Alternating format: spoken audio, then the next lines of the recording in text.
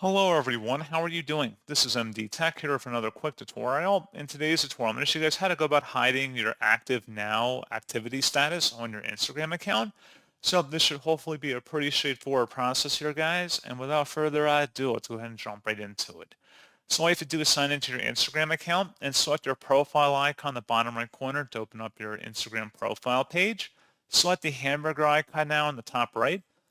And you want to go and select the messages and story replies item underneath how others can interact with you. Just go ahead and select that. And then you want to select where it says show activity status.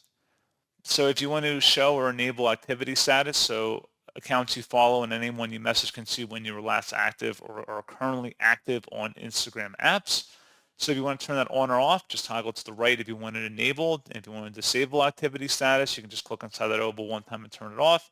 So then activity status has been disabled as you see on my screen here. And that's pretty much all you'd have to do. So pretty straightforward process, guys. And as always, thank you for watching. I do hope that I was able to help you out, and I do look forward to catching you all in the next tutorial. Goodbye.